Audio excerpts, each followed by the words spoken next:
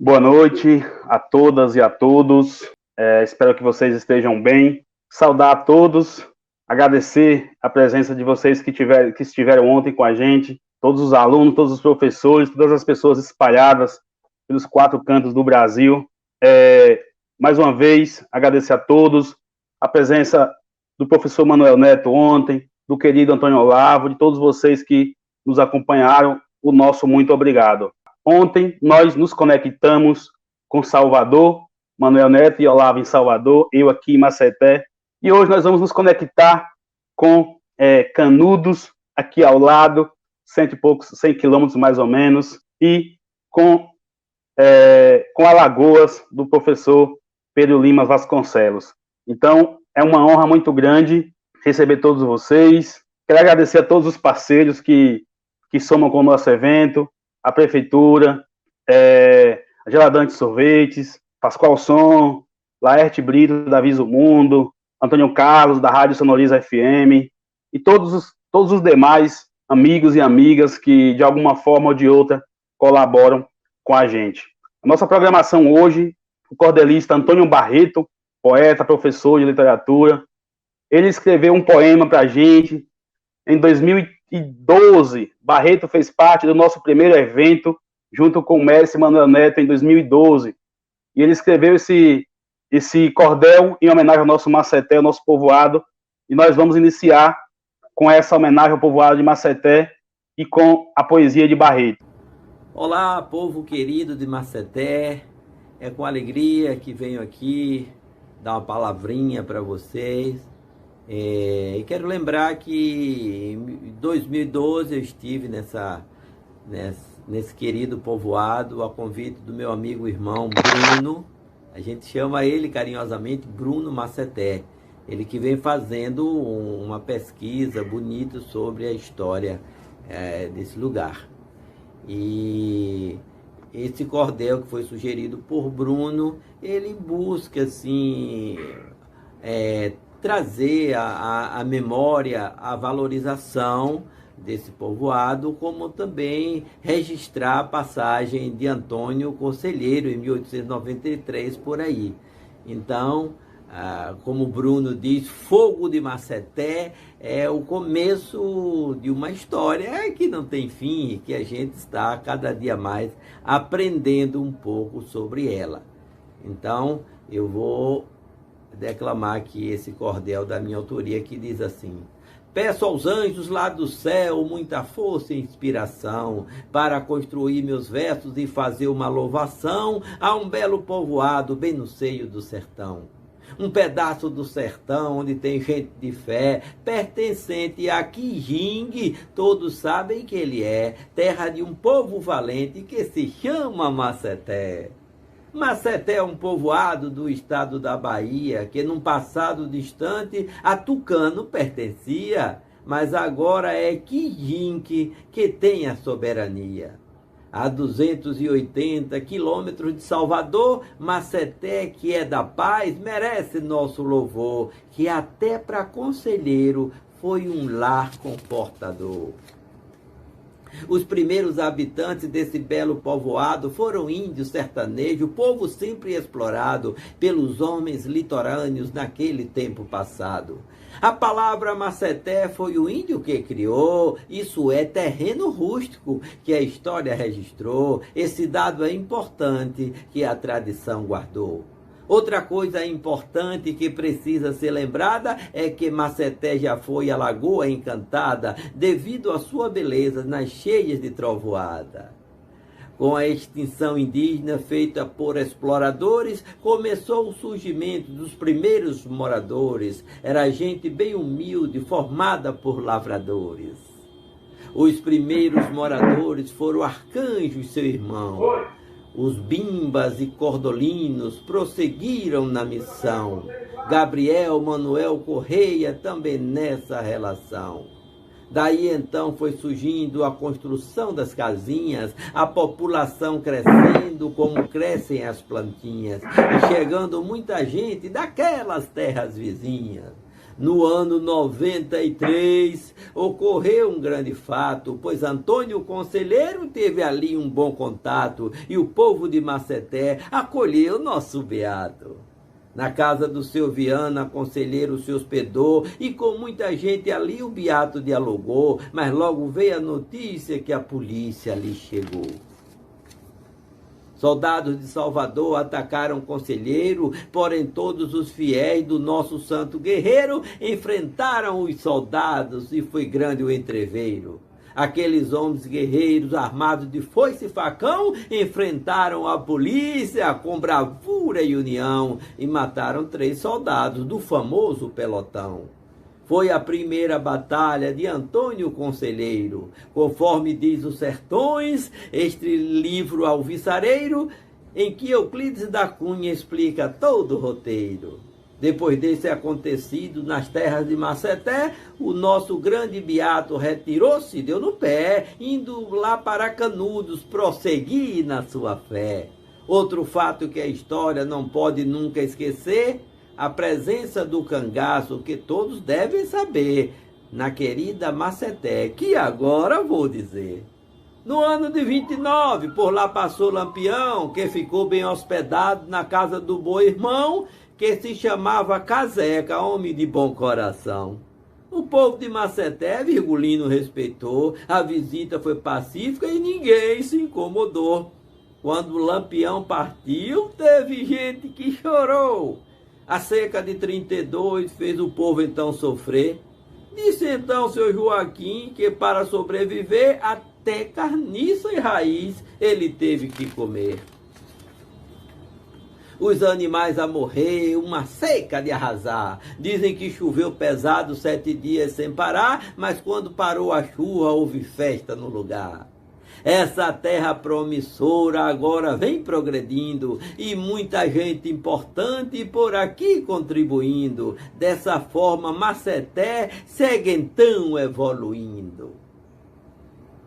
Nossa professora Cota, de Maceté natural, retornando de Araci, pôde mostrar seu aval, implantando em sua terra o ensino fundamental. Os prefeitos de Quijingue dão sua contribuição. Alguns esquecem daqui, mas outros eu sei que não. Deve então fazer o povo muita reivindicação. Um filho de Maceté que se chama Floriano, sendo prefeito em Quijingue, junto ao governo baiano, trouxe muitos benefícios para o progresso urbano. Ele foi um soberano que teve boa vontade de colaborar bastante com o progresso da cidade. Agora os outros prefeitos devem dar continuidade. Uma terra promissora, de gente muito aguerrida, de agricultura fértil e bastante abastecida, jamais poderá ficar isolada e esquecida. Não devemos esquecer de Henrique Valentino, um filho de Maceté de coragem muito tino, que deu entrevista à Veja com clareza e refino. Esse belo povoado já desponta no cenário, porque já existe agora um belo documentário, onde o Bruno Maceté foi o grande visionário. Um documentário fértil que foi feito em parceria com Danilo Umbelino, que também teve autoria, exaltando Maceté com grandeza e maestria. No documentário vemos Maceté com emoção, na fala de Manuel Neto e Maria Ascensão, o jovem José Felipe e outros da relação. Jorge Costa, José Hildo, Juca Joaquim Moreira, Clóvis Pedro Manuel, Benigno Mateus Ferreira, Maria da Soledade, Rivelino na Soleira. Divulgando Maceté com carinho e com afeto, Fábio Paz, Antônio Olavo, Miguel Teles, Manuel Neto, Jereba Roque Araújo, um grupo mais que seleto. A Patuta e Agum quero parabenizar, e o povo de Maceté que nasceu para brilhar. Espero que nesta vida nunca deixem de lutar. Barreto aqui finaliza com alegria e emoção, desejando a essa gente valorosa do sertão muita paz, muita saúde e amor no coração. E viva Maceté, e viva o sertão da Bahia. E a todos de Maceté, uma chuva de abraço desse poeta baiano que no voo do assanhaço traz das bandas do sertão fogueira no coração e amizade no compasso. E viva a amizade! Que lindo, né, gente? Que linda essa poesia do querido Antônio Barreto. Gente, vamos lá, passar para os nossos convidados. Nós somos muito gratos de receber, vou chamar aqui para a nossa tela, o professor Pedro Lima Vasconcelos, ele que é professor, doutor da Universidade Federal de Alagoas, um grande estudioso, também do professor, é com você. Boa noite, Bruno, muito obrigado pelo convite, boa noite, Maria Bethânia, com quem tenho a satisfação de dividir esta mesa. É uma satisfação muito grande mesmo me envolver nesse ciclo de reflexões, debates sobre o tema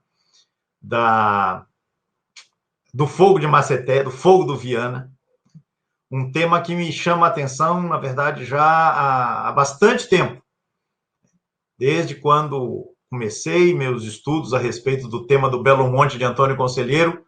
A questão de Maceté me chamou muito a atenção, vem chamando muito a minha atenção, né, dada a sua relevância, dado o seu significado. No episódio de Maceté, no meu ponto de vista, a gente tem uma espécie de condensação num momento específico daquilo que vai ser a saga do Belo Monte. Mas eu acho que há muito a ser dito. Eu falava para o Bruno, antes de nós entrarmos no ar aqui, Maceté é um tema que merece ser tratado em si mesmo, seja por aquilo que fez com que o fogo acontecesse, seja pelas repercussões, pelos impactos que este episódio, este fogo, veio produzir.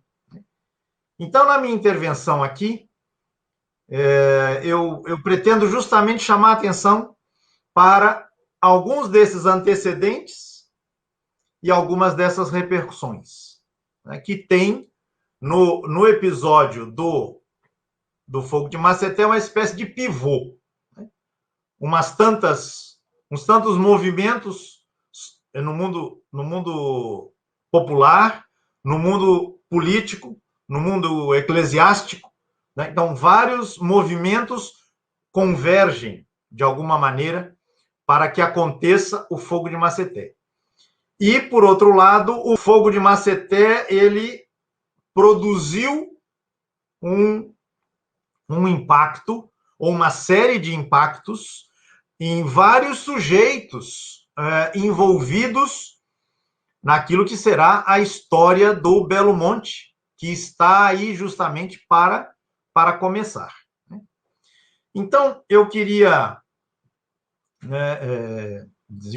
logo passar aqui a minha exposição, para não comprometer o tempo, que combinei aqui de fazer uso da palavra, dizendo também que eu pude assistir a participação ontem dos amigos Manuel Neto e Antônio Olavo, né, que trouxeram elementos muito importantes para a gente contextualizar, né, o fogo de Maceté na conjuntura mais geral, né? Esse foi o tom da fala do Manuel Neto, e a presença, né, do episódio de Maceté em algumas referências da bibliografia. Me pareceu ter sido esse o tom da fala de Antônio Olavo. Isso me obrigou a refazer um pouco de ontem para hoje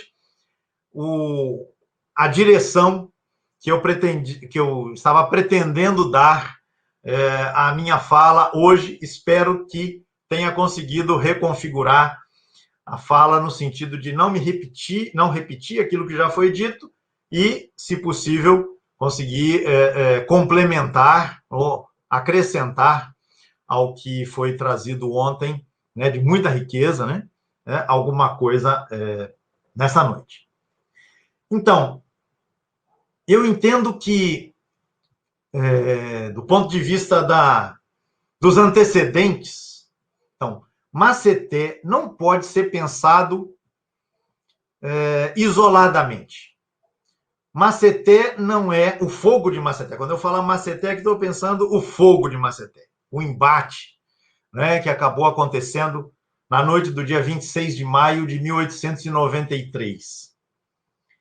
Então, Maceté não pode ser pensado como, digamos assim, um raio, né, em céu escuro, né, como alguma coisa que tivesse surgido do nada, tivesse acontecido a partir de absolutamente nada. Muito pelo contrário, né? Há um conjunto de fatores que conduzem a Maceté. Então, a gente não vai entender Maceté se a gente não levar em consideração as dinâmicas da economia e da sociedade, da vida social, em decorrência, não só, mas de maneira importante, daquilo que acontecia num contexto em que o latifúndio tem toda a força, ele é a estrutura fundamental para definir, né, o acesso, a posse e o trabalho na terra. A gente não pode ignorar, né, que nós estamos aí há 4 anos, um pouco mais, da proclamação da República, aliás, um pouco menos, e praticamente 5 anos após a proclamação da abolição da escravidão. Então, a gente precisa lembrar aí que, né, a população até então escravizada, ela agora está livre. Mas tudo que significaria uma possibilidade de inserção cidadã numa nova ordem, numa nova articulação da vida social, tudo que possibilitasse cidadania, para usar os termos nossos, para essas pessoas, tudo isso foi negado, foi impedido. Aliás, a República foi proclamada logo depois para que justamente, né, demandas na linha do que seria uma reforma agrária ou coisa parecida, que isso não acontecesse, né? Depois, e as novidades trazidas pela República, particularmente um tema muito sensível na economia popular, que foi a questão dos novos impostos possibilitados pela Constituição Republicana, que rompem um certo modo tradicional, né, de a economia popular operar. Não é à toa que a incidência desses impostos vai acontecer num espaço tipicamente popular, que é o espaço da feira. Bem, então, há uma série de fatores a serem levados em conta. Eu citei aqui apenas alguns no terreno, né, da economia popular e da organização fundiária. Por quê? Porque esses, de alguma forma, repercutem de maneira direta nos episódios que vão culminar, que vão conduzir ao fogo de Maceté. Eu recolhi aqui 3 referências, e delas o Antônio Olavo ontem fez referência, fez citação, se eu não estou enganado, a todas elas. A todas elas. O Barão de Jeremoabo, o Manuel Benício e Euclides da Cunha. Para para o Barão de Jeremoabo, que escreveu uma carta em março de 1897, publicada em Jornal de Salvador, né, ordenando quase, exigindo, reivindicando que o Belo Monte, a essa altura, já quase indo para 4 anos, fosse definitivamente debelado, né, ele fala do episódio, né, de Maceté muito rapidamente. Né? O vergonhoso desastre de Maceté, de que ele fala. Né? Mas o importante é, junto com o reconhecimento que ele faz do desastre de Maceté, é chamar a atenção para o fato de que o ponto de partida do que vai resultar em Maceté é o que ele chama de uma horda de 500 homens, e ele dá o exemplo de uma situação entre outras. Uma horda de 500 homens carregados com armas de fogo, facões, cacetes e chuços, fora os índios de Mirandela, etc., etc., percorreu as ruas com ameaças, insultos e impropérios, protestando, dizendo que ninguém pagaria nenhum real de imposto porque não reconheciam nem obedeciam às leis da República. E ele vai dizer que movimentos desse tipo, protestos contra os novos impostos, particularmente o da feira, protestos assim se deram em várias aldeias, em várias vilas daquela região. E aí, justamente, o problema que se coloca, né, do ponto de vista do Barão de Jeremoabo, é que a repressão a esses protestos não aconteceu com a intensidade que o Barão desejava. Né? E isso coloca uma outra questão ainda, que eu só vou mencionar. Né? O Barão se ressente de que o governo estadual, quando não manda a repressão, e quando manda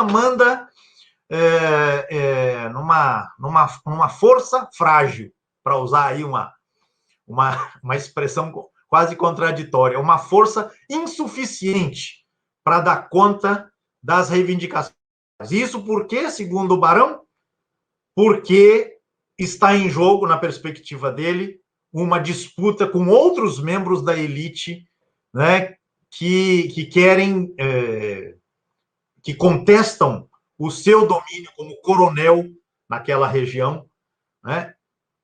Então, esse outro segmento da elite que quer se aproveitar dos protestos populares no seu embate, né, com o Barão de Jeremoabo e os seus coronéis, os seus compadres.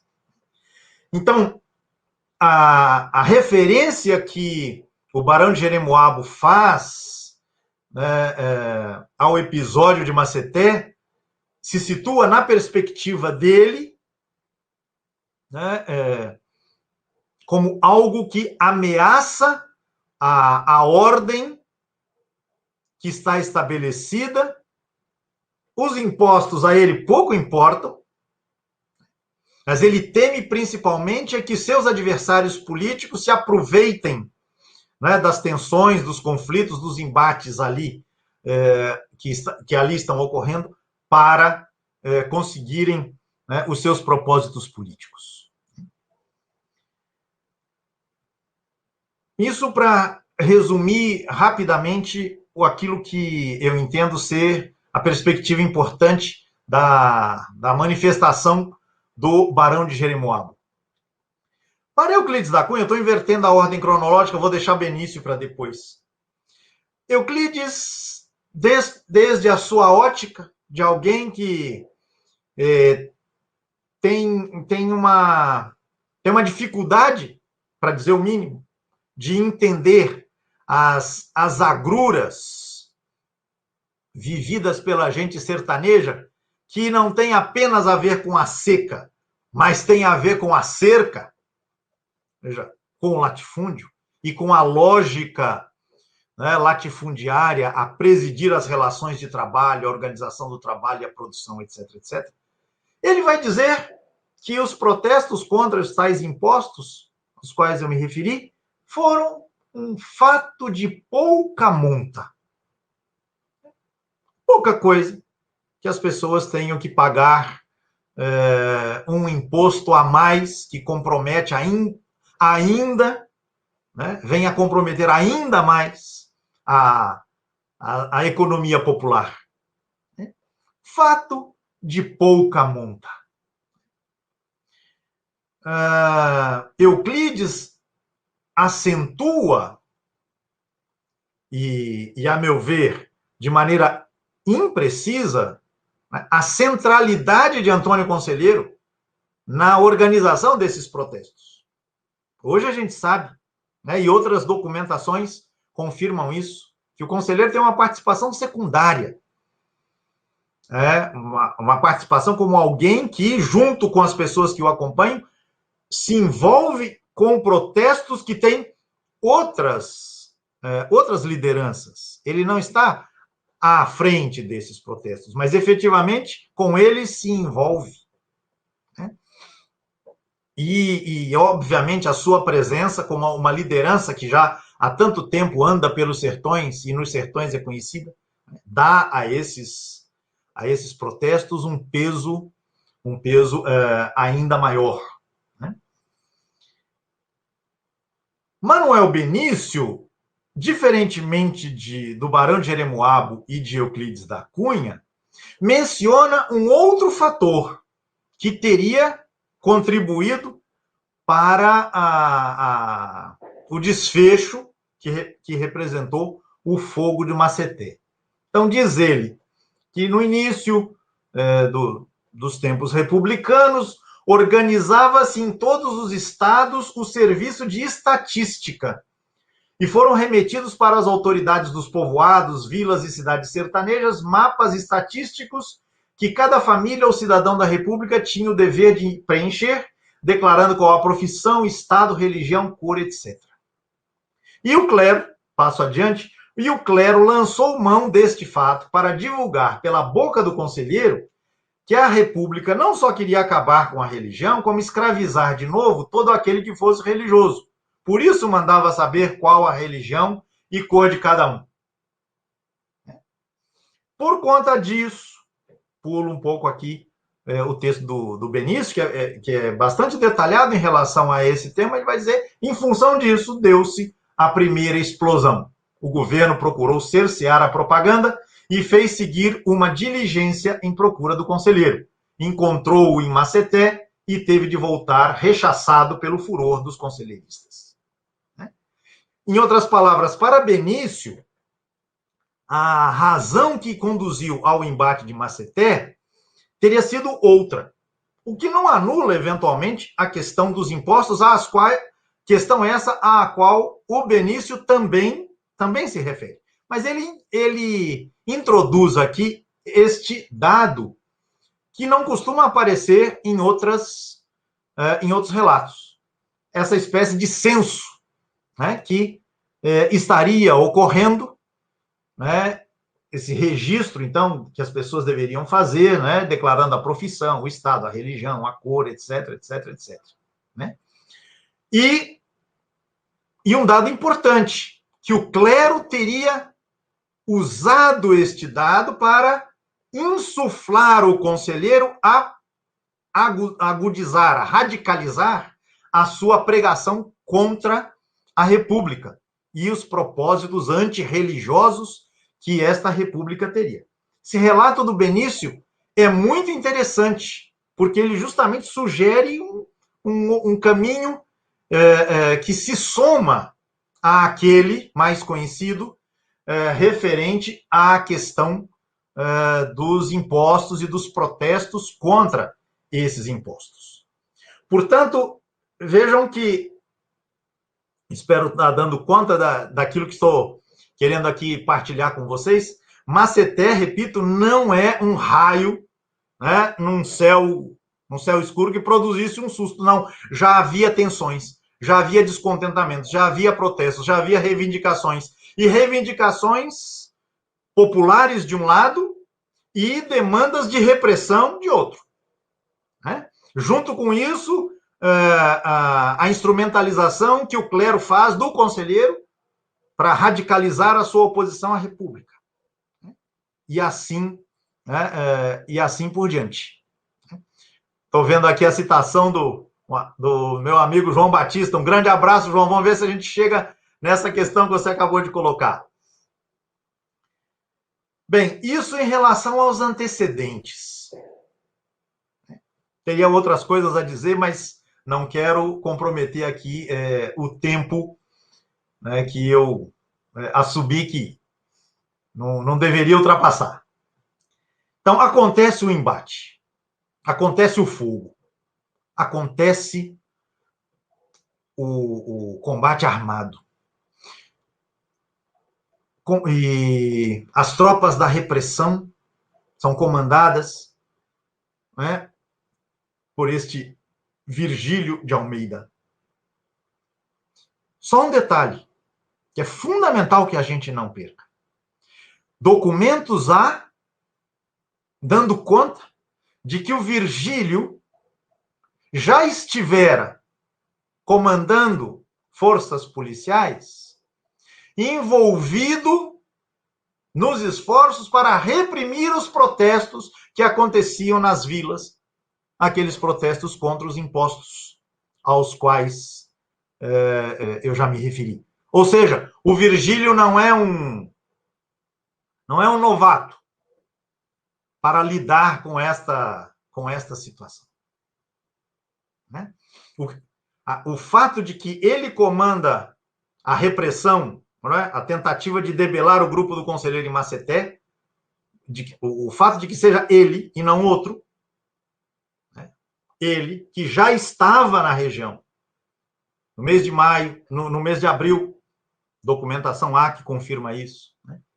Mostra claramente que, do ponto de vista das autoridades que o mandaram comandar este pelotão,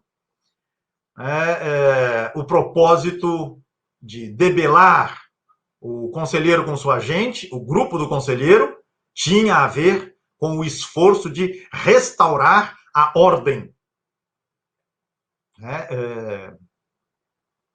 Se não de maneira suficiente, como gostaria o barão, gostaria de um aparato policial muito mais forte, muito mais numeroso, mais dotado de poder bélico e de poder mortal, mortífero, né? Mas o tom, o espírito que justifica uma empreitada policial como a que acabou acontecendo tem justamente a ver com esta questão dos impostos. Fica aí para um posterior aprofundamento aquilo que Manuel Benício sugere em relação a um possível censo, né, que estivesse ocorrendo naquela mesma conjuntura conturbada, conflagrada. Passo, então, a mencionar agora repercussões do fogo de Maceté. E assim como falei de 3 testemunhos que falam dos antecedentes de Maceté, queria também dividir a minha fala aqui sobre as repercussões do fogo de Maceté em três direções. Primeiro, aliás, 3 não, 4, me perdoem, 4. Primeiro, gostaria de pensar com vocês as repercussões que Maceté produz na figura particular de Antônio Conselheiro.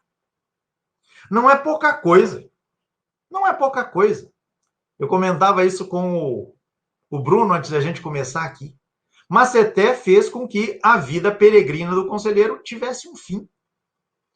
Uma vida peregrina pelos sertões que se desenvolvia desde 1874, pelo menos, quando ele aparece, a notícia sobre ele aparece pela primeira vez em Sergipe, ou seja, quase 20 anos de vida andarilha, para lá e para cá,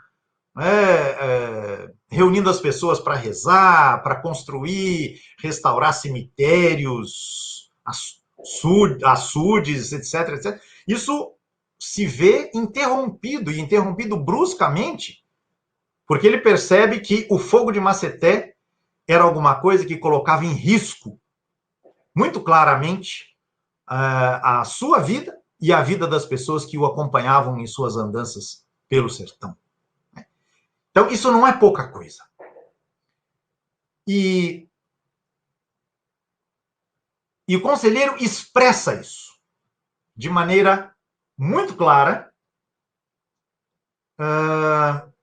Eu vou pegar aqui um texto, deixe-me localizar aqui, um texto que está registrado num livro precioso do José Aras, o livro chamado Sangue de Irmãos, vocês devem conhecer. José Aras atribui ao conselheiro uma fala que teria acontecido alguns dias depois do choque de Maceté, quando ele, então, decide rumar mais ao norte, na direção do que haveria de ser o Belo Monte, ele passa pelo vilarejo do Cumbe. E ele vai à igreja e, no momento da cerimônia, da missa que acontecia na vila do Cumbe, o conselheiro exige do padre Sabino, do qual ele era próximo, ele exige fazer uso da palavra. E segundo José Aras, o conselheiro se teria pronunciado da seguinte maneira. Vou ler aqui o que escreve José Aras, atribuindo as palavras ao conselheiro. Meus irmãos, o anticristo é chegado. Está aqui neste livro. E aí ele mostrou o livro que o acompanhava, um dos livros que o acompanhava, que era o livro Missão Abreviada. O ataque de Maceté constituiu uma prova para nós. O meu povo é valente. O Satanás trouxe a república. Porém, em nosso socorro veio o infante rei Dom Sebastião. Virá depois o bom Jesus separar o joio do trigo, as cabras das ovelhas. E ai daquele que não se arrepender antes, porque tarde não adiantará. Jejuai, porque estamos no fim dos tempos. Belo Monte será o campo de Jesus, a face de Jeová. Eu não tenho tempo aqui de discutir com vocês os problemas que esse texto suscita. Né? Essa referência a Dom Sebastião, né? E outros elementos que estão aqui são problemáticos. Provavelmente tem a ver aí muito com a visão que Aras tinha do movimento do Belo Monte. Mas este detalhe, o ataque de Maceté constituiu uma prova para nós. Então, esta prova, vencida pelo conselheiro e por sua gente, terá continuidade, porque estamos no fim dos tempos. Ou seja, parece que o conselheiro, neste momento, entende que o Belo Monte será o campo de Jesus, será o lugar em que o bom Jesus separará o joio do trigo. Imagens que têm a ver com o juízo final. Quer dizer, Maceté seria um antecedente do que haveria de ocorrer, segundo o conselheiro, neste momento. O juízo final que estaria prestes a acontecer. Maceté é um sinal, é uma indicação, é um primeiro combate. Repito, essas formulações do Aras envolvem muitos problemas. Inclusive, essa associação entre o conselheiro que anuncia o fim do mundo, que depois o Euclides vai retomar em Os Sertões, isso tudo exige discussões que nós não temos condições de fazer aqui por falta de tempo. Mas, eu só para dizer numa frase, eu não entendo que o Belo Monte de Antônio Conselheiro viveu os 4 anos da sua história com essa perspectiva.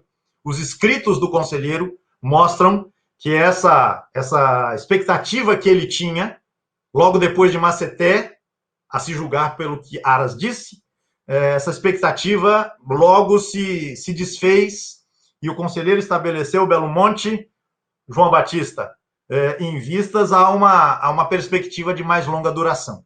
Né? De toda forma, este pronunciamento que o conselheiro teria feito na igreja do Cumbe, alguns dias depois do fogo de Maceté, mostra a efetiva guinada que este fogo, né, produziu na vida dele, em particular, por conta dessa suspensão abrupta que ele teve que fazer, ele foi obrigado a fazer da sua vida peregrina.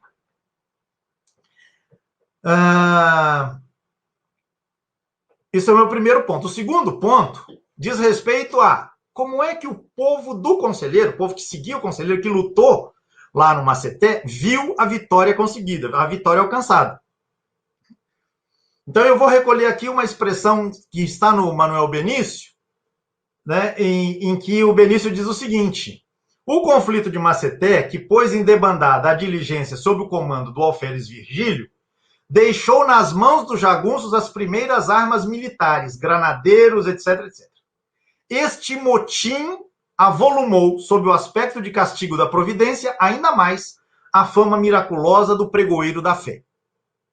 Ou seja, do ponto de vista das pessoas que seguiram o conselheiro, o fogo do Maceté só fez aumentar a fama, né, e o reconhecimento de que o conselheiro era alguém efetivamente com uma missão divina, com uma missão inspirada por Deus, algo, né, deste teor. E além disso, né, ele vai dizer, o Benício vai dizer que no embate de Maceté resultaram as primeiras armas que haveriam de servir para que o Belo Monte se constituísse e a defesa do Belo Monte pudesse se constituir, algo que vai repercutir na própria fala do conselheiro diante do Frei João Evangelista de Monte Marciano.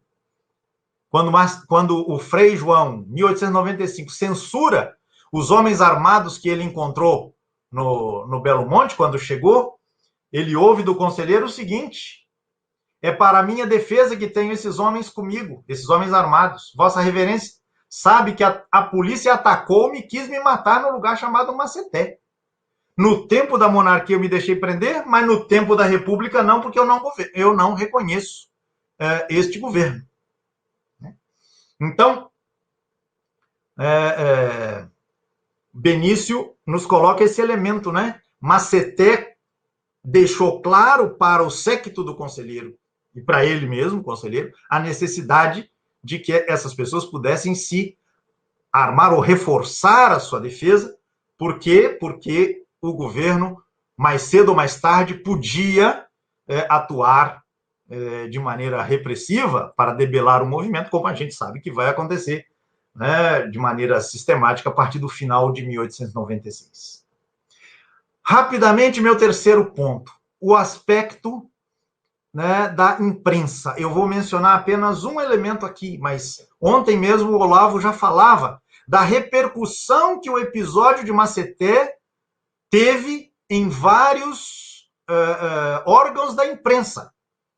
Né? Eles viram que em Maceté aconteceu alguma coisa de maior relevância, né? Porque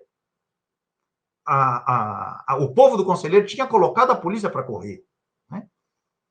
E o impacto disso atingiu o Jornal de Pernambuco, que o Olavo citou, atingiu os jornais de Salvador, atingiu o Rio de Janeiro, e mereceu a atenção de ninguém menos que o grande Machado de Assis. Aliás, alguém muito sensível a detalhes, a filigranas de toda a trajetória, né, do Belo Monte. Numa das suas crônicas, ele vai dizer, uma crônica de 30 de junho de 1893, um mês depois do fogo, ele vai dizer: um fanático, e aí é bom entender que a escrita do Machado é eivada de ironias. Né? Então ele diz: um fanático anda aconselhando aos contribuintes que não paguem impostos.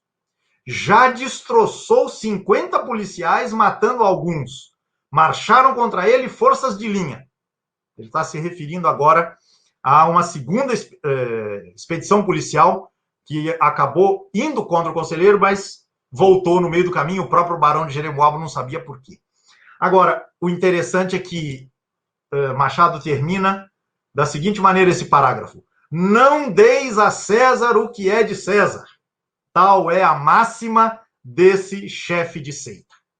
Espetacular, né? O velho Machado, na capital da República, percebe, né, o que motiva, né, a movimentação do conselheiro com sua gente, né, em absoluta sintonia, sensibilidade e solidariedade com aquilo que rege o cotidiano popular, a economia popular. Não deis a César o que é de César, tal é a máxima desse chefe de seita. Obviamente, temos aqui uma paródia de um dito bíblico, né? E, finalmente, sei que já roubei 2 minutos, vou roubar mais 2. Um efeito fundamental, e mais uma vez, quem percebe com acuidade é Manuel Benício. Se antes de Maceté o clero se fazia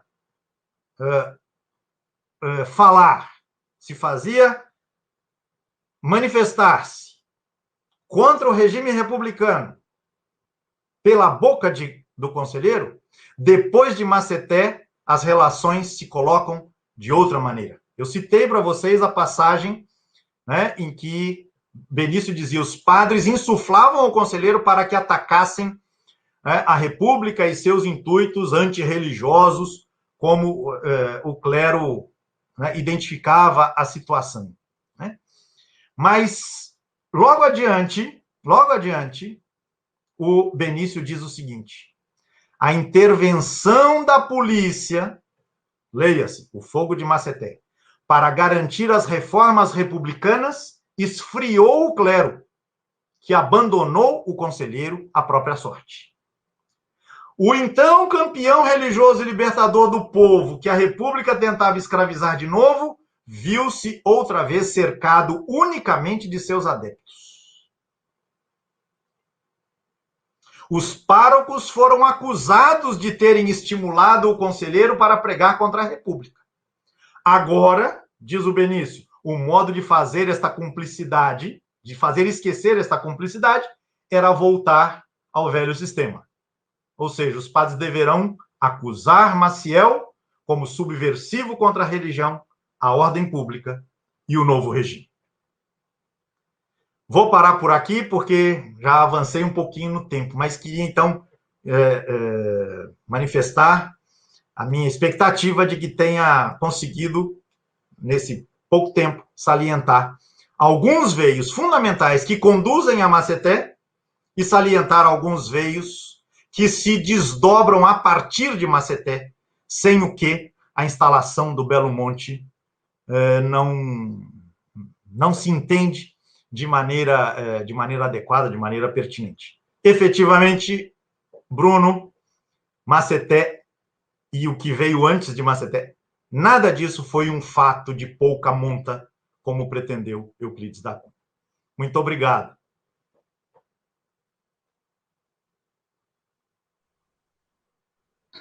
Obrigado, professor Pedro Lima Vasconcelos. Então, pessoal, vocês perceberam aí o quanto é potente o fogo de Maceté. O professor Pedro Lima Vasconcelos traz novas contribuições, grandes contribuições, para além do que já foi, né, nos apresentado ontem. Por exemplo, só para vocês, só para citar, né, se repercutem, né, nos 4 cantos do país. E eu estou pensando, professor, que também no mundo, na seguinte questão, um colega o nome de João Abade e o tema Canudos. Eu estou a crer que essa repercussão, esse imbróglio, né, esses imbróglios que antecedem, né, a chegada em Canudos, e que Maceté está nesse contexto, eu acho que chegou, inclusive, a alguns jornais internacionais. Então, vamos pesquisar, vamos buscar o conhecimento e a gente chegará nessas respostas. Eu agradeço, professor.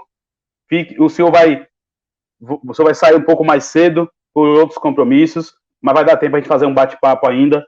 Eu vou chamar agora, com muito orgulho também, a professora Maria Bethânia Cardoso, canudense, pesquisa Canudos, tem mestrado pela Universidade do Estado da Bahia, a UFS. Ela vai trazer como professora, né, que ensina Canudos, que ensina a história do Brasil, a história do nosso povo, ela vai trazer uma reflexão que, para a gente, é crucial, né? Como ensinar Canudos, como ela lidar com esse tema, e para a gente é crucial porque nós estamos aqui com um público majoritário de professores e alunos, né? Que tem muito a aprender com a sua experiência, com o trabalho que você faz em Canudos, né? Então, seja muito bem-vinda e a palavra é sua. Boa noite a todos e todas, né? Pessoal aí de Maceté, né? Que está me ouvindo agora, né? De Canudos, de Quixeramobim, né?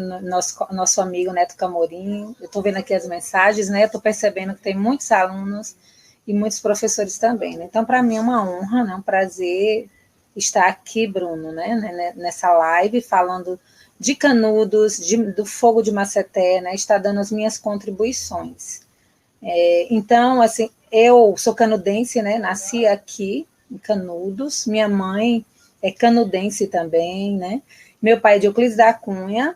E a história de Canudos, ela está impregnada na minha vida, né? Que desde a infância que eu já ouvia falar da guerra, né? Dos personagens, enfim, de tudo isso que aconteceu aqui. Então, a partir da minha adolescência, né? Já comecei a me interessar por Canudos, né, pela história, justamente por ser uma estudante e, assim, não tinha, né, não tinha ainda a disciplina História de Canudos aqui, na época que eu estudava, foi implantada a partir de 1991 pela Câmara, né, a disciplina História de Canudos. Então, assim, o interesse por Canudos veio desde cedo, como estudante mesmo, pesquisando, tentando descobrir assim, como a história, né, como que esse movimento se desenrolou, né?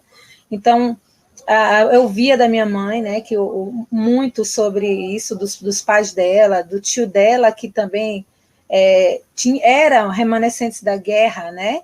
Então, assim, a partir desse interesse de participar de muitos eventos na cidade, das semanas de estudos, né, das palestras com o pessoal da UNEB, Manuel Neto, professor Manuel, Renato Ferraz, né, justamente nesses eventos que surgiu o interesse em estudar história mesmo. Eu sou professora de história no estado e no município de Canudos. Então, a partir desses eventos, né, da participação nas romarias, e principalmente de ir vendo como a história ela estava sendo valorizada pelas pessoas que moravam em outras regiões, né, que vinham a Canudos pesquisar. Então, aí nasceu o desejo de estudar mais, de conhecer mais a nossa história, né, e aí me tornei professora de história, né, história do Brasil, e assim, hoje eu passo isso para meus alunos, né, hoje a gente tem uma matéria exclusiva para isso, né? Então, o Fogo de Maceté, por exemplo, eu ensino para meus alunos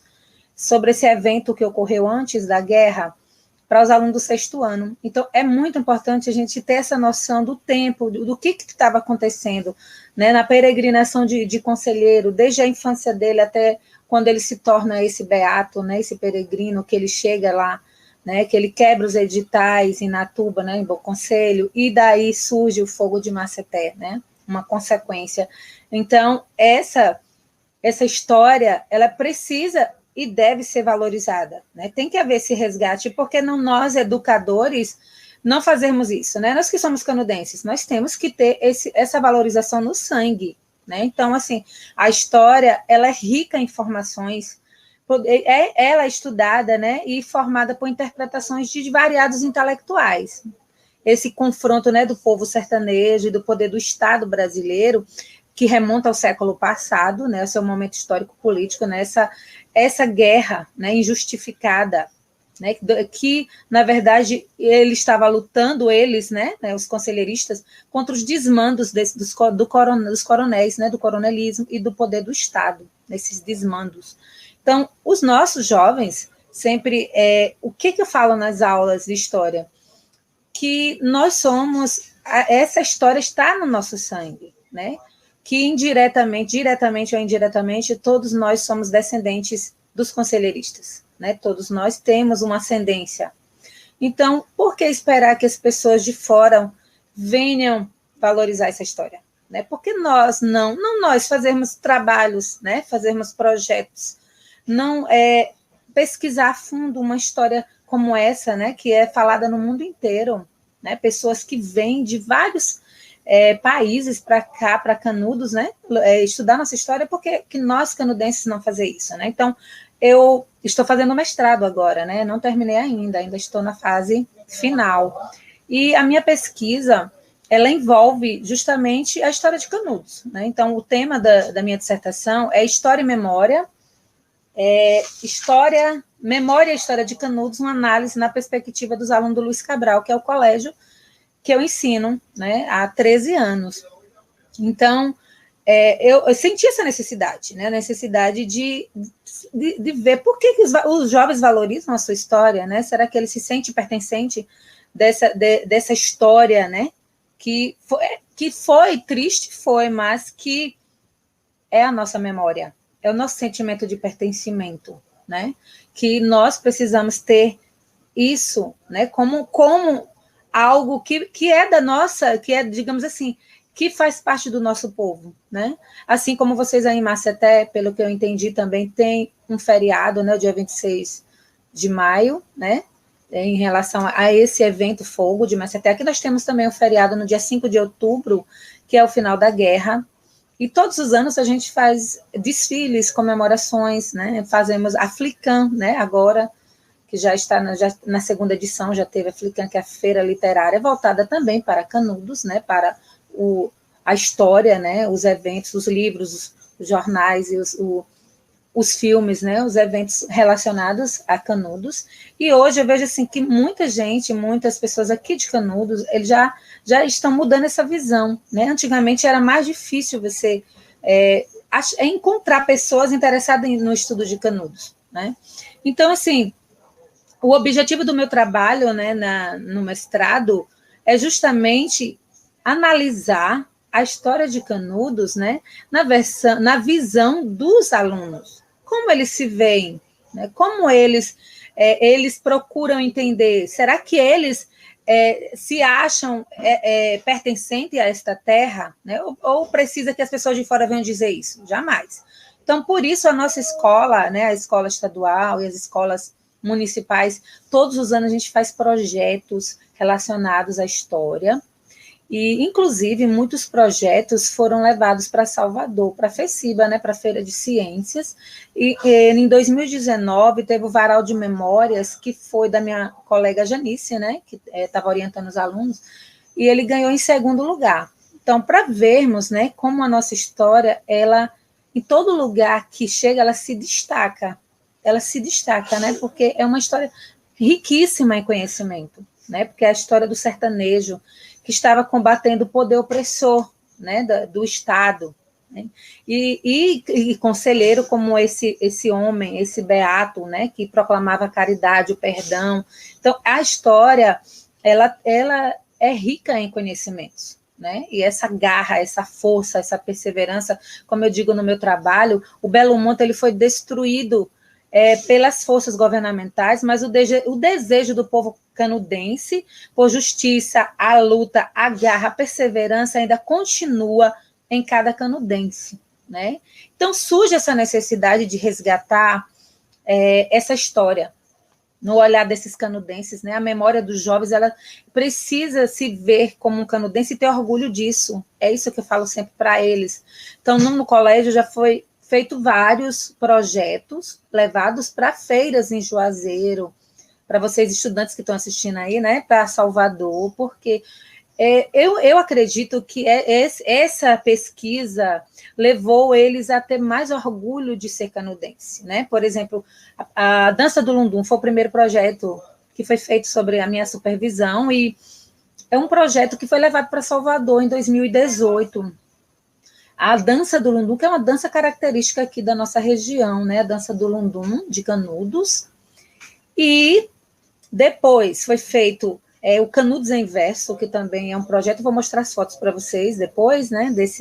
Desses projetos, que ganhou uma bolsa, os alunos ganharam uma bolsa, foi levado para Juazeiro, depois foi para Salvador em 2019, ganhou essa bolsa, os alunos ficaram muito tempo recebendo a bolsa, e fazendo atividades do projeto Canudos em Versos. Imagina você colocar Canudos em Versos, eles criar poesias sobre Canudos, né?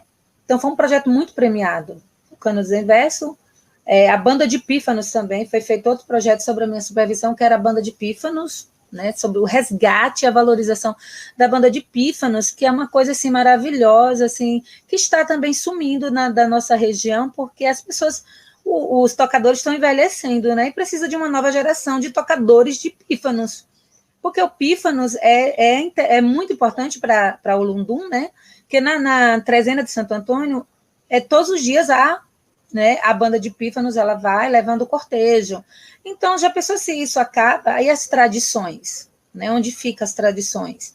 Então, a gente precisa desse resgate para que os alunos, né, os jovens, eles sintam que essa dança, vamos dizer assim, esse toque, né, da banda de pífanos, que é muito antigo, mas ele precisa ser preservado, né? Não é só as músicas eletrônicas que servem, né? A gente precisa o resgate dessas tradições. Então, foi pensando nisso que foi feito esses projetos, que foi falado aqui. Por último, o Memória e História, né, do Luiz Cabral, inclusive eu estou com a camiseta dele, Canudos, História e Memória, que, na verdade, foi um projeto que durou, ainda está sendo aplicado no Luiz Cabral, na escola que trabalho agora, depois da pandemia, não é isso? Depois da pandemia, estamos continuando com o projeto de uma maneira diferente, né, online, mas estamos continuando com esse projeto porque a gente vê que Canudos, como diz Robert Val aqui, Canudos é resistência, e nós somos Canudos, com certeza, né, com certeza somos Canudos. E se nós, educadores, não pensarmos dessa forma, como vai haver mudança na mentalidade desses jovens, né?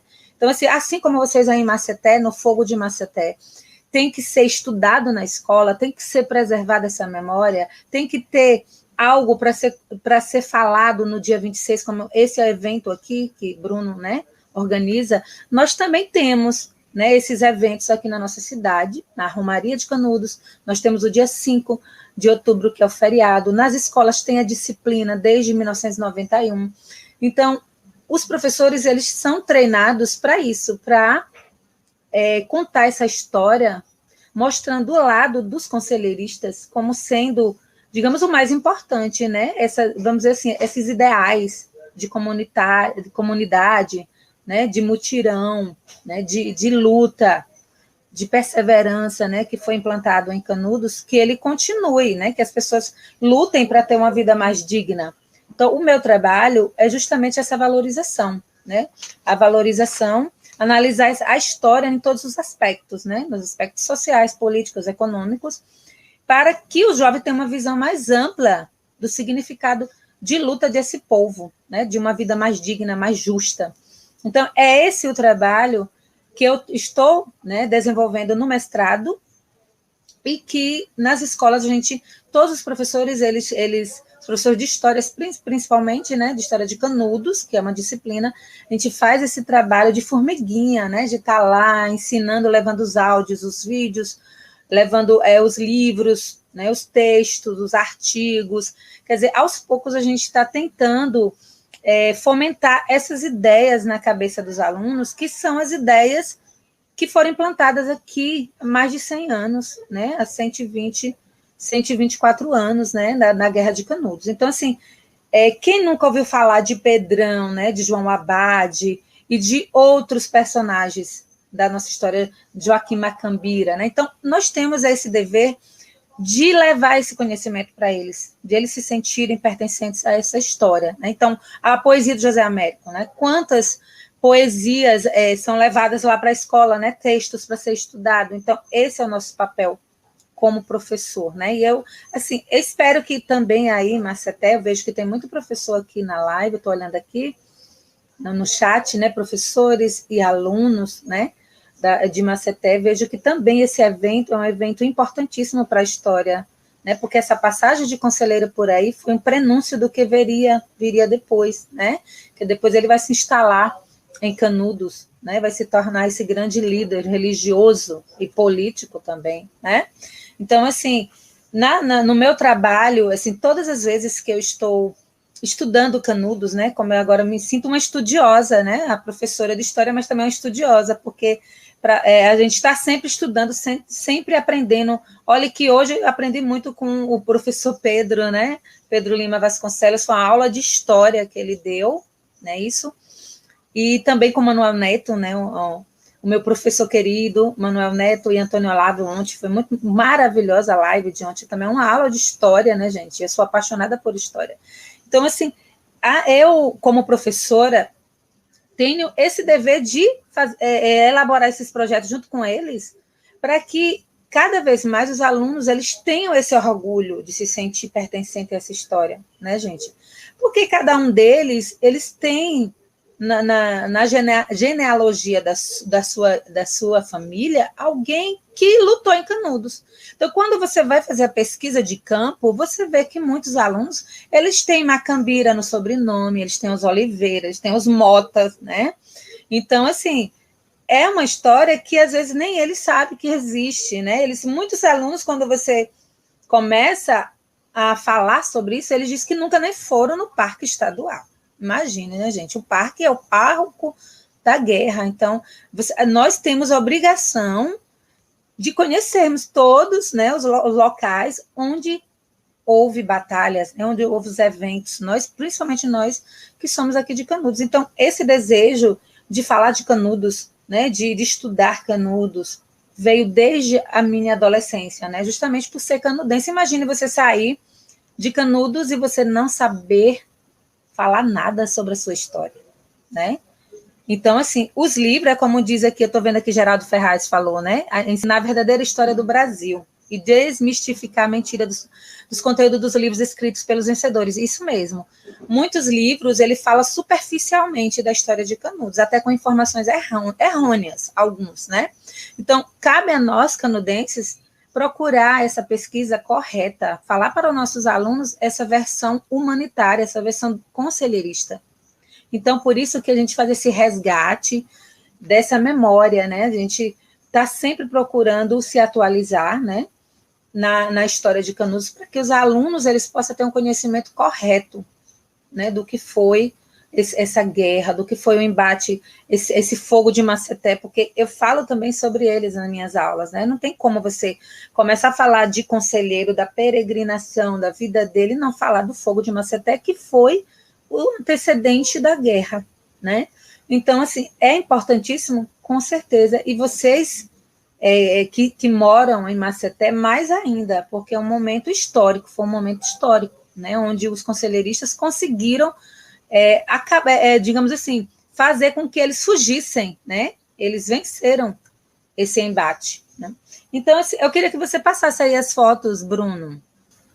Então, é esse projeto que foi feito na Escola Luiz Cabral em 2019, né? Então, as fotos, não tinha como aumentar mais, não, né? Então, aí as ruínas, né, da Segunda Canudos, né, já da igreja da Segunda Canudos, as ruínas, que são muito visitadas, e elas só são mostradas, gente, quando o açude está seco, na verdade, essa parte seca, né? Então, nem sempre está à mostra, essa parte aí é da Segunda Canudos, não é da Canudos da Guerra, certo? A igreja da Segunda Canudos.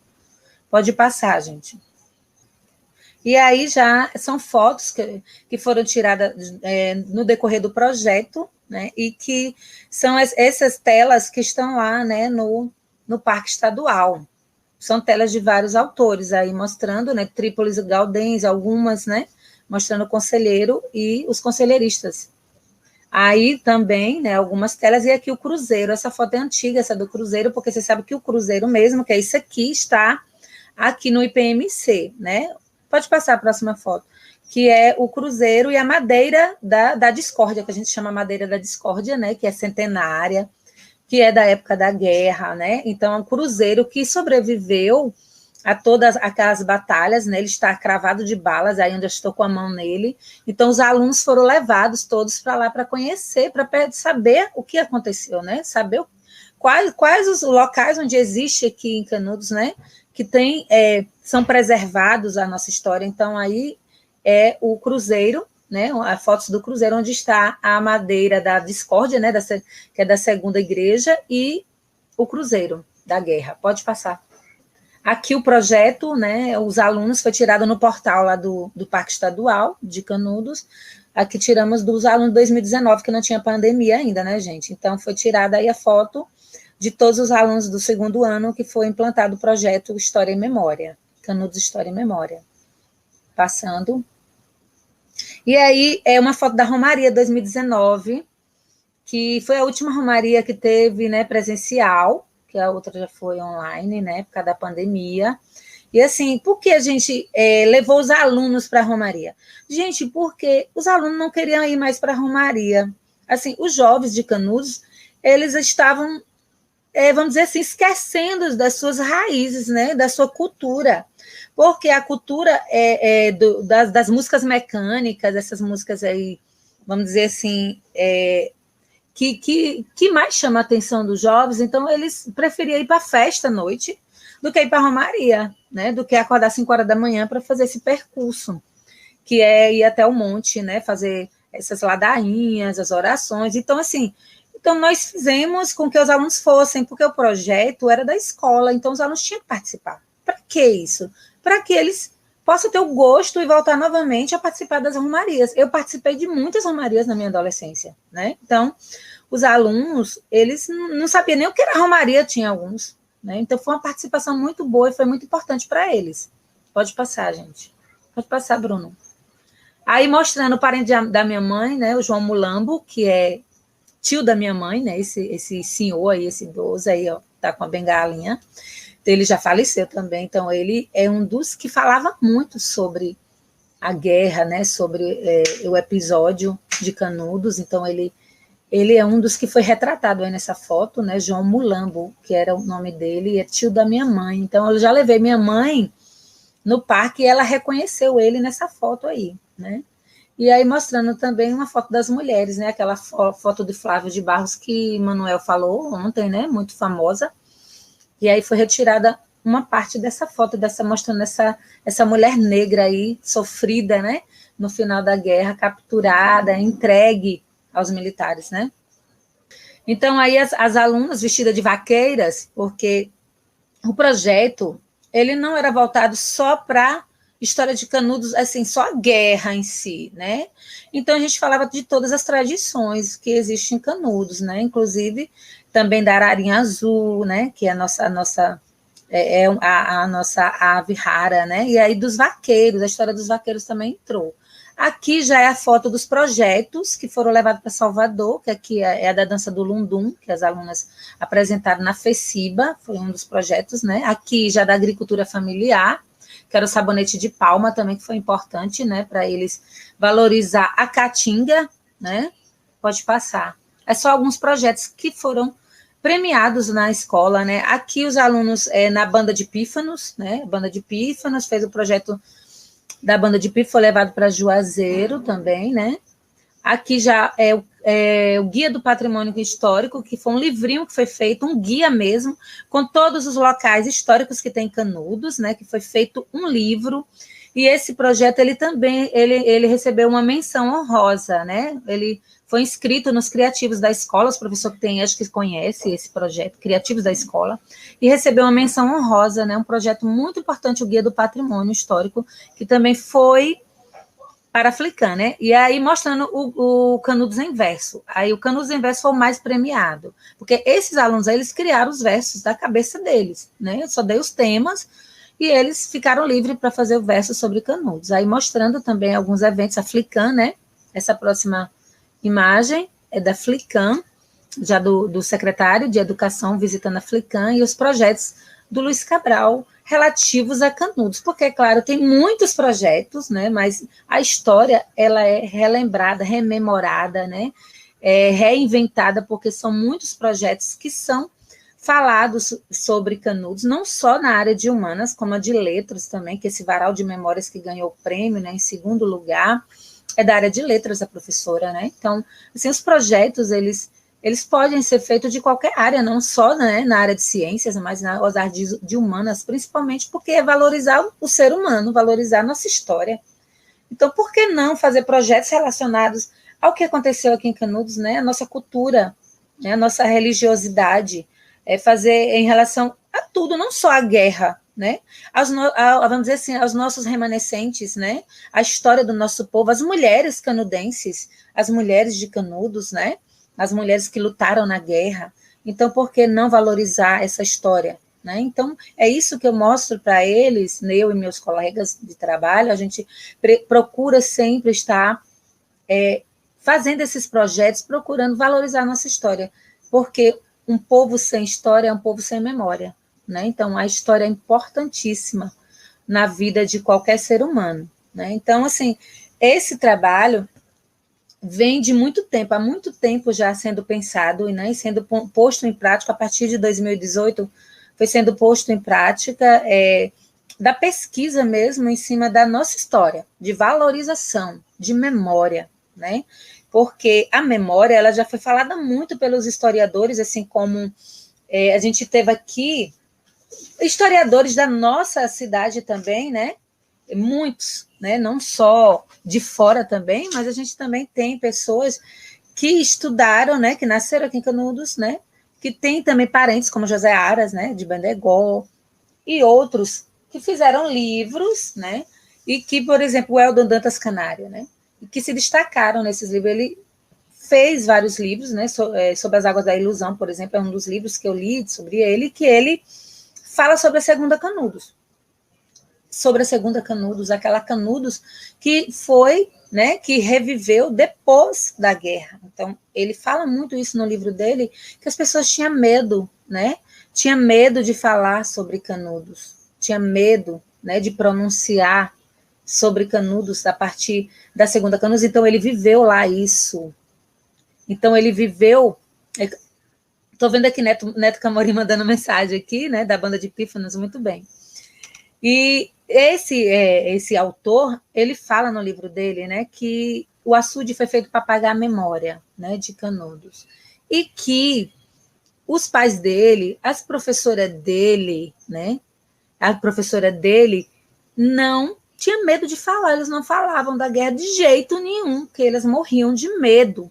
Então, nesse livro aqui de José Gonçalves, chamado Canudos, uma vila florescente e rica, né, ele fala um capítulo sobre memória, tentativa de resgate, né? Então, ele fala aqui um pouco que, a partir do término da guerra, houve prevalecer o mito e o medo. As pessoas começaram a ficar com medo de falar de Canudos, né? E aqui ele fala, esse discurso, o extermínio de Canudos, foi de tal modo desastroso que, por anos a fio, o povo sertanejo recusou-se a tratar do ocorrido. É o caso de Dona Maria Avelina da Silva, entrevistada por Odorico Tavares em 1947, que ela dizia: para que adianta estar falando nessas coisas? Já passou. Estou velha e quero morrer em paz. Moço, não adianta estar mexendo com essas coisas.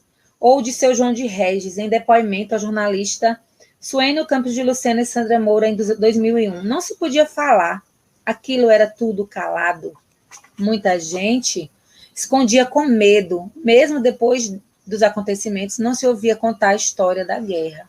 Então, assim, ele, né, o Eldon Dantas Canário, ele traz nos seus livros essa fala, assim como aqui esse José Gonçalves do Nascimento, nesse livro, fala desse medo que as pessoas tinham de falar. Então, só depois de muito tempo é que esse medo vai se acabando, né, quando se vê que não tem mais perigo. Então, ele fez alguns livros falando sobre isso, né? E mostrando a visão dele, a questão da infância dele na Segunda Canudos e como as pessoas viviam. Tem um livro incrível, esse Sobre as Águas da Ilusão, que fala também da questão das pessoas terem que morar, sair da sua terra natal, ter que se mudar para Cocorobó, que hoje é atual Canudos, né? A terceira Canudos, e que as pessoas tiveram que sair porque o açude ia inundar. Então, construiu o açude, então eles tinham que sair, eles tinham que se retirar de onde eles nasceram, de onde eles viveram, de onde eles tinham suas raízes. E isso é impactante, né, para as pessoas. Então, essa história ela foi levada de lá, né, as memórias das pessoas de Canudos, da Segunda Canudos, para Cocorobó, que hoje é Canudos, né? Então, assim, ele contou-me em entrevistas tudo sobre isso, né, sobre a infância dele, sobre esses livros que ele construiu justamente com as memórias que ele tinha. Então, essa memória, isso que eu quero passar para meus alunos que a memória, ela não pode ser perdida, que a gente precisa sempre procurar, né, compreender, procurar estudar, procurar pesquisar a nossa história. Então, estou vendo aqui muita gente fazendo comentários, né, interessante aqui sobre esse trabalho, né? Então, assim, eu espero que eu tenha contribuído bastante, né, com o Fogo do Maceté, né? Aqui a professora Leleca colocou, né? Você vem fazendo um belíssimo trabalho na nossa educação. Obrigada, Leleca. Então, assim, tem muitos comentários, né? Não sei se Bruno agora vai entrar aqui na live, Bruno. Pedro, quer fazer suas palavras finais, que você vai se retirar, não é isso? Eu tenho mais 15 minutos. Eu tenho uma pergunta aqui que o João Batista mandou, e eu não pude encará-la. Se eu tiver tempo, enfim, então, se vocês me permitem, faço uso da palavra, depois a gente vê como é que fica, né, Maria Bethânia? Pronto, pode fazer o uso da palavra. Fica à vontade. Obrigado aí pela sua exposição, pelo trabalho dedicado que você, seus colegas, têm feito em prol da memória, né, do Belo Monte. Eu queria dizer uma coisa que introduz a resposta que eu vou propor à questão que o João Batista, aí de Canudos, caro amigo, enviou, e eu não pude enfrentá-la naquele primeiro tempo da minha exposição.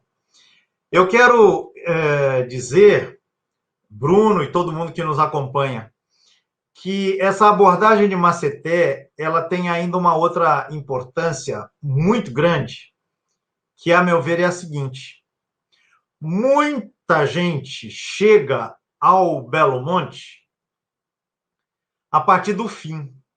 E qual foi o fim do Belo Monte? O fim do Belo Monte foi a destruição brutal a que o povoado conselheirista foi submetido. Maceté permite que nós vejamos o Belo Monte como uma concretização feita historicamente, que foi viável, que se efetivou numa organização livre da tutela do latifúndio, livre da tutela dos políticos, estabelecendo limites para o controle eclesiástico. Enfim, Maceté permite que a gente veja o Belo Monte não no retrovisor, mas a gente veja o Belo Monte no horizonte, ou seja, o Belo Monte como desfecho de uma construção liderada pelo conselheiro, mas realizada por sua gente. Aquilo que de contestador se manifesta nos eventos que precipitam Maceté se converte no Belo Monte em algo inventivo. Aquilo que era reivindicação e protesto se converte agora em construção. E numa construção viável, que mostrou durante 3, 4 anos que o latifúndio não era necessário, que o poder do coronel não era necessário, que havia uma outra forma de pensar a vida social em termos mais horizontais. Esse elemento me parece muito importante, muito importante. Agora, com isso, eu coloquei já alguns elementos que me permitem encarar a pergunta do João Batista na limitação de tempo que a gente tem aqui. A pergunta dele é a seguinte: teria o evento de Maceté, ou o que o antecedeu, antecipado a ida do conselheiro a Canudos para fundar o Belo Monte, ou já estava nos planos visitar Canudos nos festejos de Santo Antônio? Veja, João, sobre essa questão, você sabe muito bem, né, que há muitas controvérsias, né? Quer dizer, se o Belo Monte era o ponto de chegada pretendido para o conselheiro, a meu ver, não. A meu ver, não. Se não fosse Maceté. Maceté inaugura antecipadamente o Belo Monte. ao conselheiro fazia todo sentido levar uma vida, como ele dizia de si mesmo, uma vida peregrina. Assim ele se intitulava, ou assim ele assinava, inclusive, os textos que ele deixou escritos, o peregrino. Então, o Belo Monte resulta de Maceté. Não é apenas uma relação que você define pela cronologia, né? Maceté em 26 de maio, e a chegada do conselheiro, dizem as tradições, né? Para os festejos de Santo Antônio, no dia 13 de junho, no meio à trezena de junho, né, de Santo Antônio, etc. Não me parece que antes de Maceté, ou antes dos protestos que levaram a Maceté, o conselheiro tivesse Canudos Belo Monte como seu destino final para a sua vida. Ele pretendia voltar a Canudos, já tinha passado por lá, né? Para ajudar na reconstrução da capelinha de Santo Antônio que existia na Canudos anterior ao Belo Monte. Então, não sei se com isso respondi a sua questão, mas numa frase diria: o Belo Monte, ele é um desfecho imediato daquilo que Maceté significou para o conselheiro e a gente que o seguia. A suspensão da vida ambulante e o estabelecimento num lugar mais distante em relação a Salvador, um lugar que ele já conhecia e um lugar em que ele pudesse, enfim, se organizar uma cidade, tecer uma cidade, construir uma cidade, mas também organizar a defesa. Porque ele nunca deixou de ter a perspectiva de que Maceté podia se repetir em termos de combate, de ataque, de expedições policiais e militares, como a gente sabe que veio acontecer. Bem, eu vou aproveitar, antes de passar a palavra para Maria Bethânia, de deixar já as minhas palavras também de agradecimento e de despedida. Eu ainda terei um compromisso numa participação, numa atividade daqui da nossa escola de psicanálise aqui em Maceió, o Toro Escola de Psicanálise vai ter uma atividade agora às 9 horas, e a gente precisa organizar aqui as coisas para que ela possa acontecer. Então, Bruno, mais uma vez, muito obrigado pelo convite. A cada pessoa que se manifestou aí com as suas mensagens, eu vi que Antônio Olavo também esteve presente. Deixo mais uma vez um grande abraço a ele, ao Manuel Neto. Então, meu agradecimento, Bruno, minha saudação a Maria Bethânia, parabéns pelo seu trabalho. E Maceté tem muita coisa para a gente explorar. E muita coisa para explorar no sentido de entender Maceté, entender cada vez mais, e o entendimento cada vez maior, mais profundo, mais desenvolvido sobre Maceté joga luzes para a gente entender os sentidos que foram impressos à fundação do Belo Monte sobre o antigo, o já existente Arraial de Canudos, ou a partir dele. Então, mais uma vez, muito obrigado. Devolvo a palavra aí a você, Bruno e Maria Bethânia. Daqui a pouco eu terei que me retirar pela razão já dita. Então, boa noite para todo mundo. Vou antecipar o meu agradecimento ao professor Pedro Lima Vasconcelos, que vai precisar se recolher. De coração, muito grato por essa colaboração muito especial. Então, eu provoco essa questão, e o professor, se ainda puder dar uma pincelada rapidinho, professor, por que se fala que o movimento de Canudos é um movimento de fanáticos religiosos? Porque se busca colocar esse caráter alienante pelo viés religioso. Rapidinho. Rapidinho mesmo, que agora está chegando na hora de eu ter que sair. Veja, Bruno, quem nos acompanha, no meu entendimento, o problema da religião, primeiro, ele é crucial para a gente entender essa problemática toda, né? E muitas vezes nós, no mundo acadêmico, temos dificuldade em relação a isso, mas é fundamental, né? Por outro lado, no caso do Belo Monte em particular, eu tenho a impressão de que se somaram, superpuseram duas perspectivas. A primeira que vem da própria colonização, desde o tempo da colonização, em que você tem o esforço de impor à população, primeiro a população indígena, depois a população traficada da África, né, como escrava, e do povo brasileiro que resulta desse processo de mestiçagem, aquilo que é a religião verdadeira. E em relação à religião verdadeira, os padres têm um monopólio.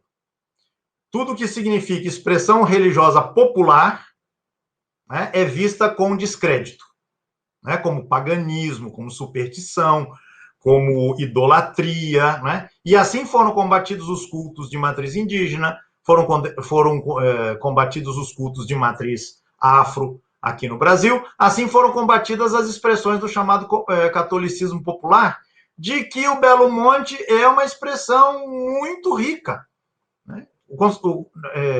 Nós temos expressões, indicações de práticas religiosas muito diversificadas naquilo que foi o Belo Monte. Mas tudo que é popular, aquilo que é mestiço, né? Euclides da Cunha vai falar da religião do Belo Monte como uma religião mestiça, e aí como uma religião, né, atrasada. Com isso, vem o segundo elemento que se sobrepõe ao primeiro, que é a caracterização que muitos setores das elites da época, e eu diria de hoje também, de alguma forma, setores das elites que se consideravam ilustradas, que se consideravam bem informadas, intelectualizadas, algumas dessas figuras estudavam na Europa e não sei o quê, essas pessoas tendiam a ver na religião uma expressão de atraso cultural, de algo retrógrado, né? E imaginavam, inclusive, que haveria um momento em que a sociedade brasileira alcançaria um estágio de desenvolvimento em que a religião não seria mais necessária, né? Isso, algumas correntes de pensamento na época apontavam nessa direção. Some-se a isso os preconceitos para com a mestiçagem, para tudo aquilo que vem como invenção popular, né? E aí, então, o recurso a essa descaracterização da expressão religiosa, que é tão importante na cultura popular, desqualificando-a como fanática, como idólatra, como supersticiosa, será um caminho. Penso, enfim, que esse é um elemento importante a ser aprofundado.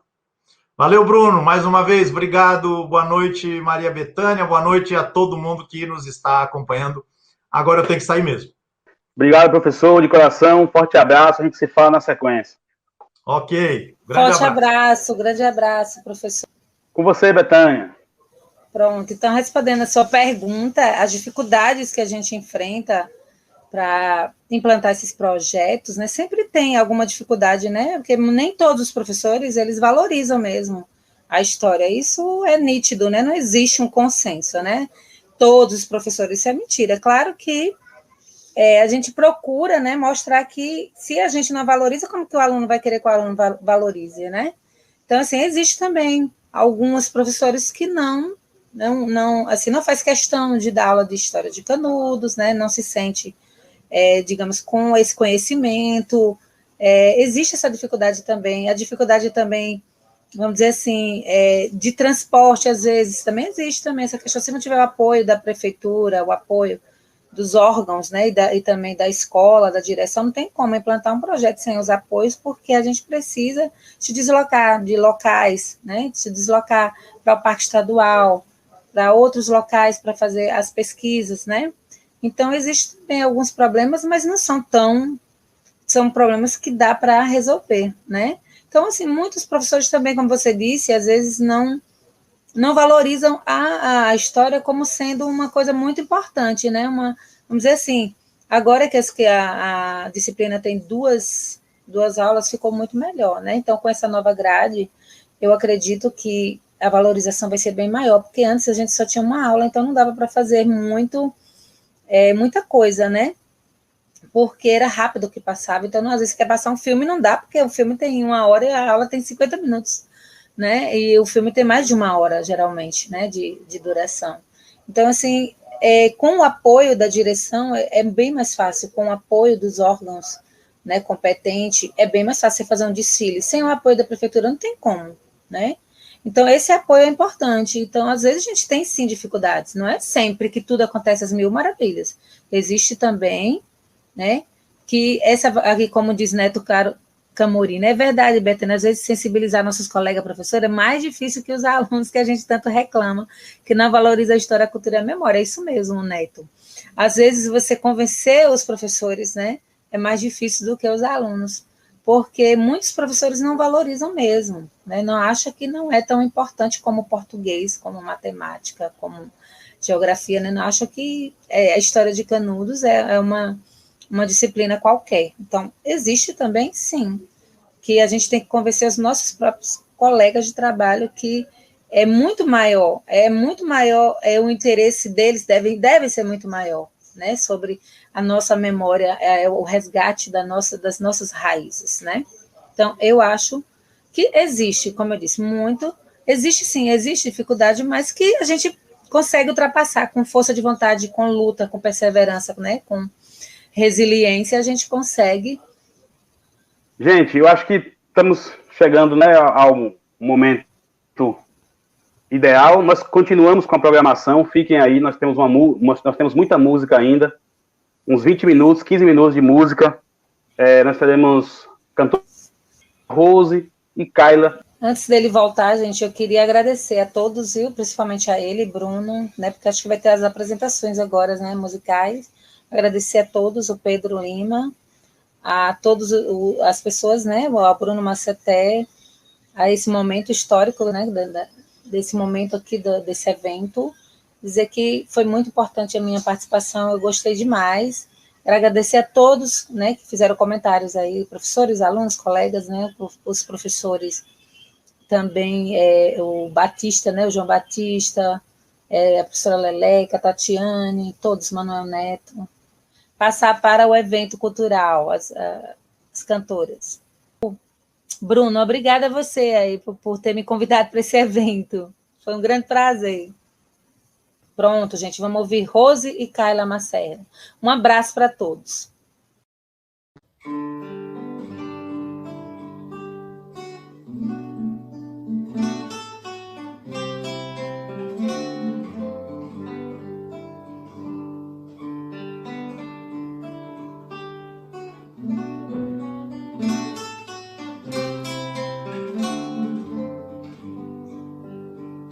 O belo monte que sonhei, onde corria leite e mel. O belo monte era o céu, aqui na terra de meu Deus,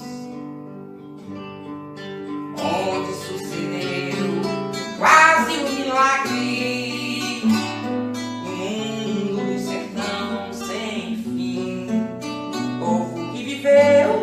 Tanto em comum, tanto de alegria, de tristeza e de fé, escutando a voz do coração, espalhando amor pelo meu sertão.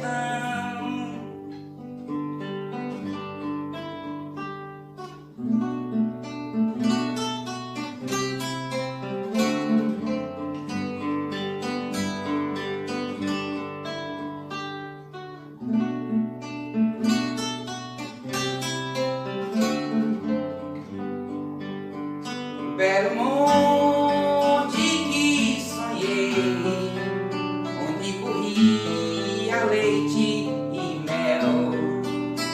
O belo monte era o céu, aqui na terra de meu Deus, onde sucedeu quase um milagre, no mundo do sertão sem fim. Povo que viveu tanto em comum, tanto de alegria, de tristeza e de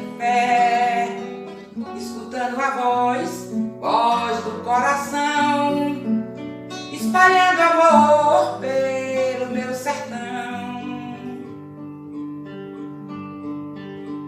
O belo monte que sonhei, onde corria leite e mel. O belo monte era o céu, aqui na terra de meu Deus. No mundo do sertão sem fim, no mundo do sertão sem fim, no mundo do sertão sem fim, no mundo do sertão sem fim.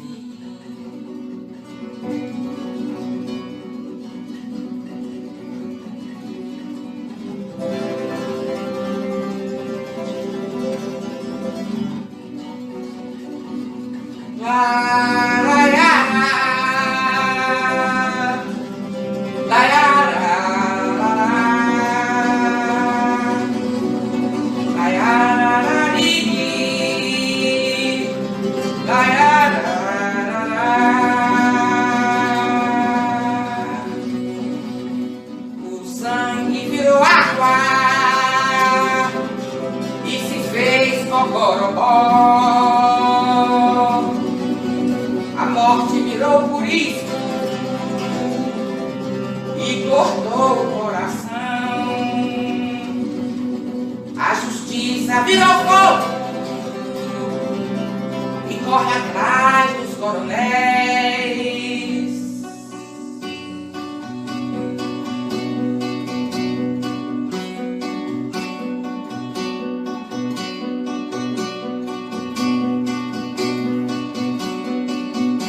Valei-me, meu conselheiro, pela desgraça que tem, que a terra é de todos, a terra é de ninguém, de ninguém, de ninguém, de ninguém.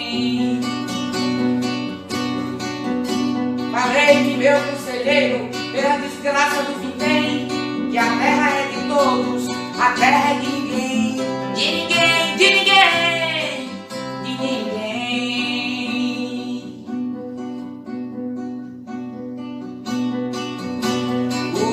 Virou água e se fez cocoromó. A morte virou por isso e cortou o coração. A justiça virou fogo, fogo, fogo, e corre atrás dos coronéis.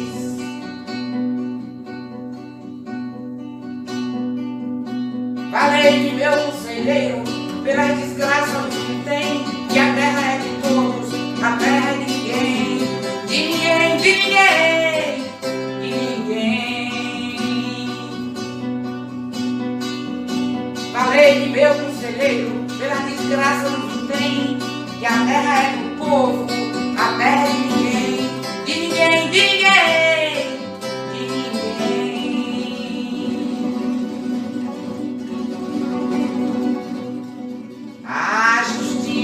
Virou fogo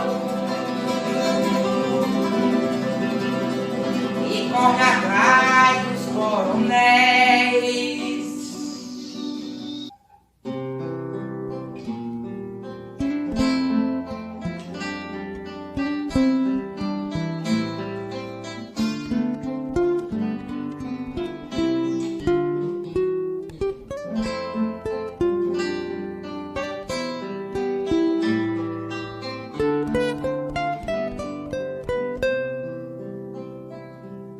Usaram as águas do rio, que nem armas do medonho, pra destruir a morada Terra Santa do Beato Santo Antônio, pra destruir a morada Terra Santa do Beato Santo Antônio. Penitentes e contritos na sagrada procissão, pra bandeira de Canudos anunciar a ressurreição. Usaram as águas do rio, que nem armas do medonho, pra destruir a morada da terra santa do Beato Santo Antônio, pra destruir a morada da terra santa do Beato Santo Antônio.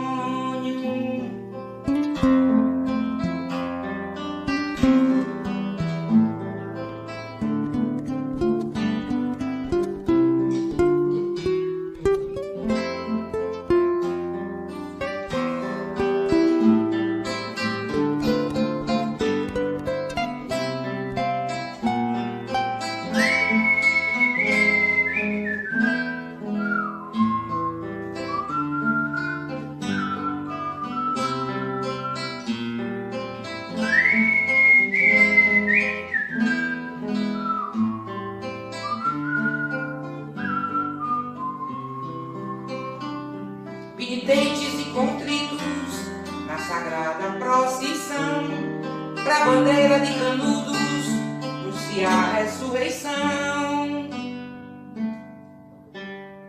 Usaram as águas do rio, e nem armas do medonho, pra destruir a morada da terra santa do Beato Santo Antônio, pra destruir a morada da terra santa do Beato Santo Antônio.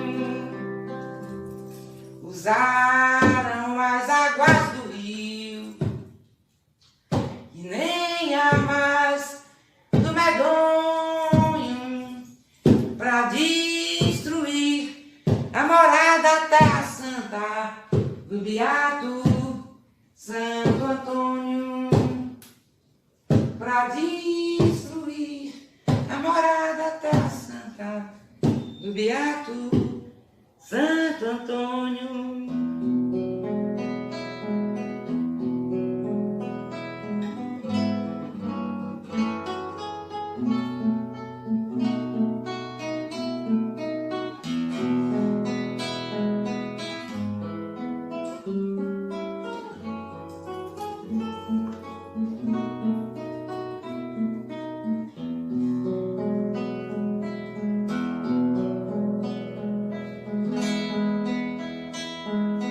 Quando o sol cai em Canudos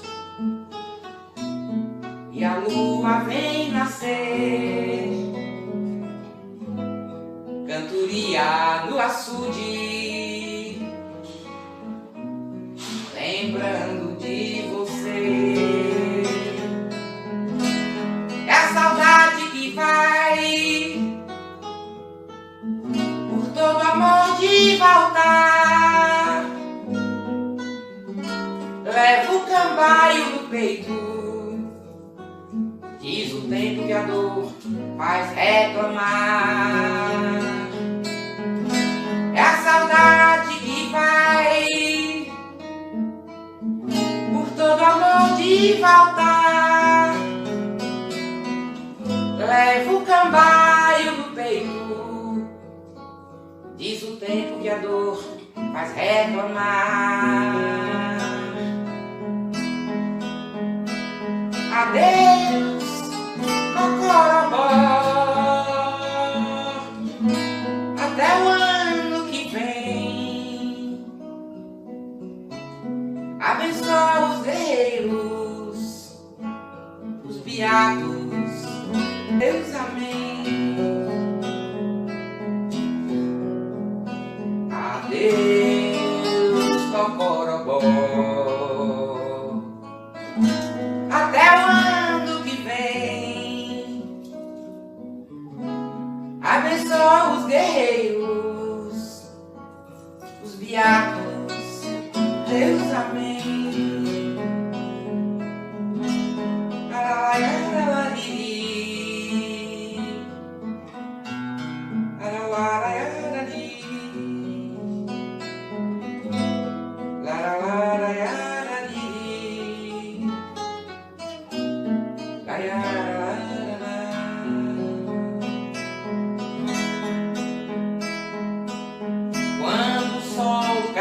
Canudos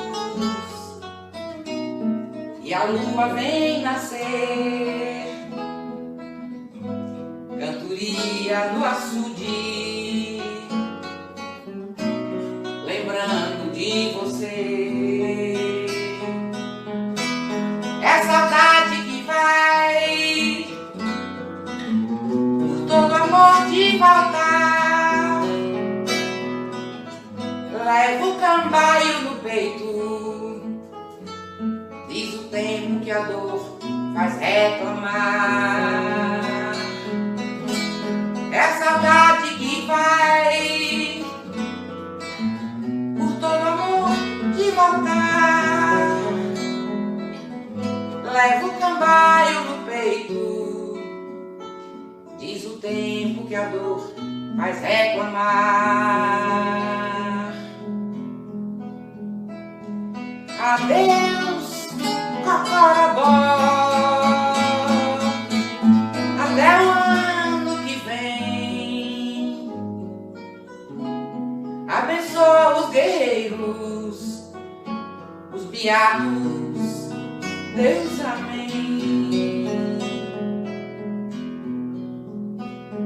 Deus, Cocorobó, até o ano que vem. Abençoa os guerreiros, os beatos, Deus, amém.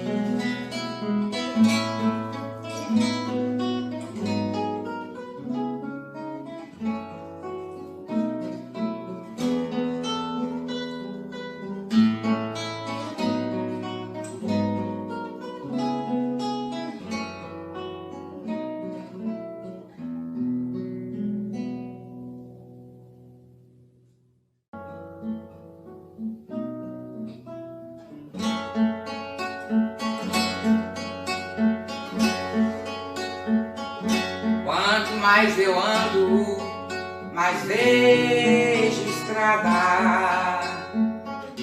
Mas se eu não caminho, não sou é nada. Se tenho a poeira como companheira, faço da poeira o meu camarada. Se tenho a poeira como companheira, faço da poeira o meu camarada.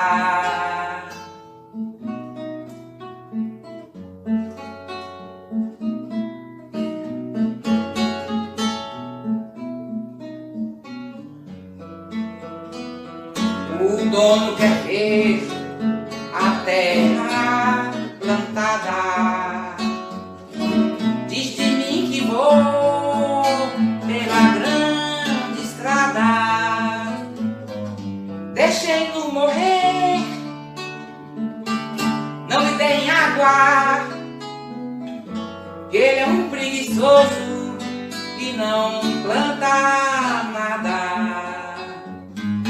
Deixei-no morrer, não lhe deem água, ele é um preguiçoso e não planta nada.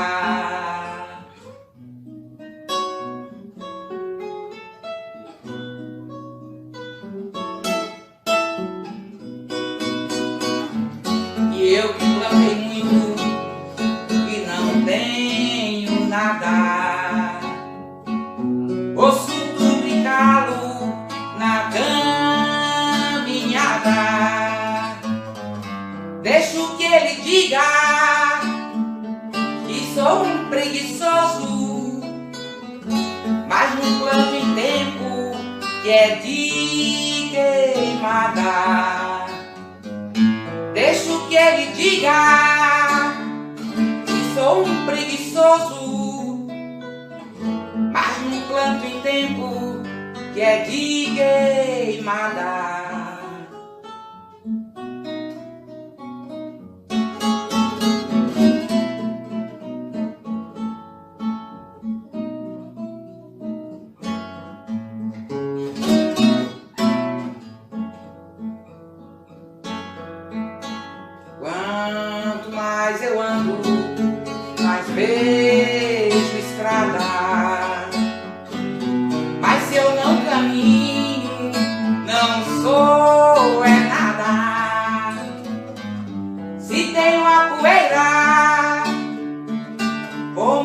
companheira, faço da poeira o meu camarada. Se tenho a poeira como companheira, faço da poeira o meu camarada.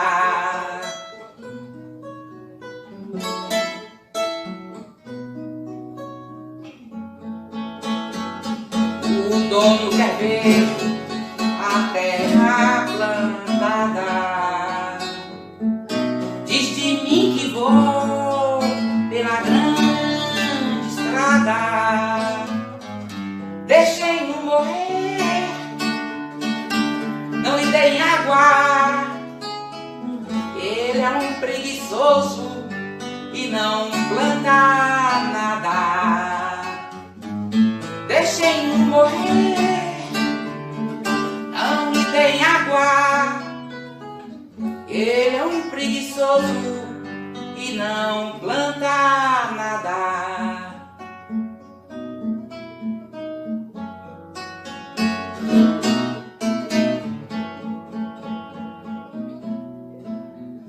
E eu que plantei muito e não tenho nada, ouço tudo e calo na caminhada. Deixo que ele diga que sou um preguiçoso, mas não planto em tempo que é de queimada. Deixo que ele diga que sou um preguiçoso, mas não planto em tempo que é de